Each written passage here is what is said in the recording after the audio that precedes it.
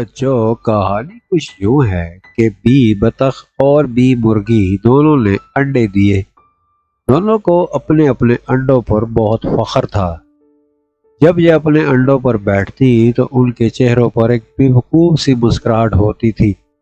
مرغی نے بطخ سے کہا، بہن، کیا ہم اپنے انڈوں کے ساتھ رکھ کر دیکھیں کہ کس کے انڈے زیادہ خوبصورت ہیں؟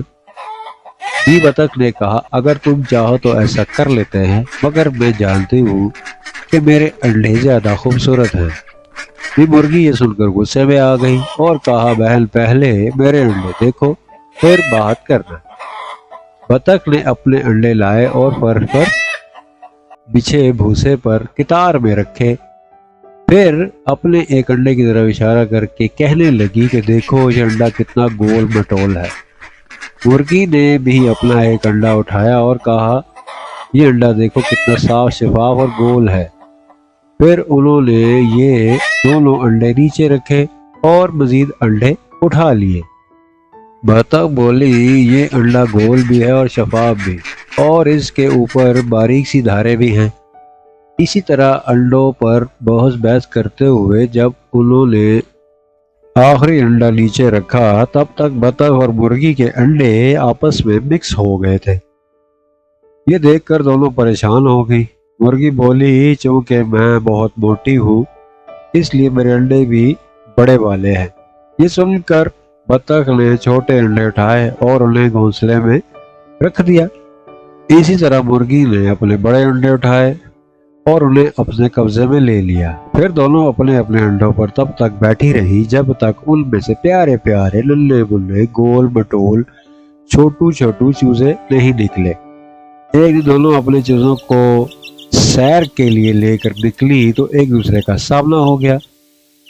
بطخ بڑے فخر سے بولی کہ کیا میرے سب سے پیارے چوزے نہیں ہیں؟ مرغی، تم نے تو میرے پیارے چوزے پہلے کبھی نہیں دیکھے ہوں گے۔ مرغی نے جواب دیا کہ واقعی بہت خوبصورت چوزے ہیں تمہارے، مگر یہاں بھی تو دیکھو، کیا تم نے اس سے پہلے اتنے خوبصورت چوزے دیکھے ہیں؟ کبھی نہیں دیکھے ہوں گے۔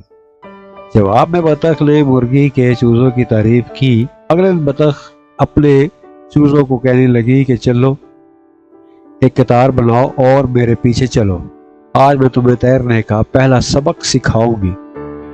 لیکن قطار نہیں بن رہی تھی، وہ بار بار قطار سے باہر نکل جاتے۔ چوزے تو بس ماں کے ارد گرد بھاگتے دوڑتے رہے۔ بطخ بیچاری انہیں سمجھا سمجھا کر تھک چکی تھی۔ جب وہ تالاب کے پاس پہنچے تو چوزوں نے اپنے پاؤں پانی میں ڈالے اور پھر پانی میں اترنے سے انکار کر دیا۔ ادھر بھی مرغی اپنے چوزوں کو مرغی کی طرح دانا چگنا سکھا رہی تھی۔ وہ انہیں زمین کو کھروچ کر کیڑے مکوڑے پکڑنا سکھا رہی تھی، لیکن چوزے پکڑنے پر نہیں پا رہے تھے۔ انہیں بتا رہی تھی کہ کھیل میں ادھر ادھر بھاگ دوڑ کر اپنی خوراک تلاش کرے، جبکہ بچے ماں کے پیچھے پیچھے چل رہے تھے۔ تھوڑی دیر بعد مرغی نے کسی کام سے منہ کسی اور طرف کیا تو چوزے پانی والے برتن میں چلے گئے اور باہر آنے سے انکار کر دیا۔ اس صورتحال سے پریشان مرغی اور بطخ بیچاری ٹھنڈی آہیں بھری اور مسئلے کے حل کے لیے ساتھ بیٹھی۔ اب یہ دونوں سمجھ چکی تھی کہ انہوں نے غلطی سے اپنے انڈے ایک دوسرے سے بدل لیے تھے۔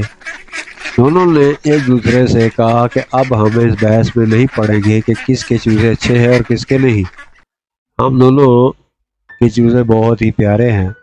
پھر دونوں شام تک خوب باتیں کرتی رہیں اور اپنے اپنے چوزوں کو دیکھ کر خوش ہوتی رہی۔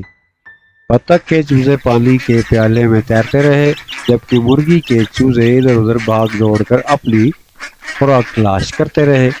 تو پیارے بچے، اس کا حال ہی سے یہ سبق ملتا ہے کہ خود پسندی اچھی عادت نہیں ہے، کیونکہ اگر آپ کے پاس کوئی بہترین چیز ہے تو یہ ضروری نہیں کہ وہ صرف آپ ہی کے پاس ہو، دوسروں کی اچھائی کو بھی سراہنا چاہیے۔ اس طرح آپس میں پیار بڑھتا ہے۔ تو مجھے امید ہے آج کی ویڈیو آپ کو پسند آئے گی۔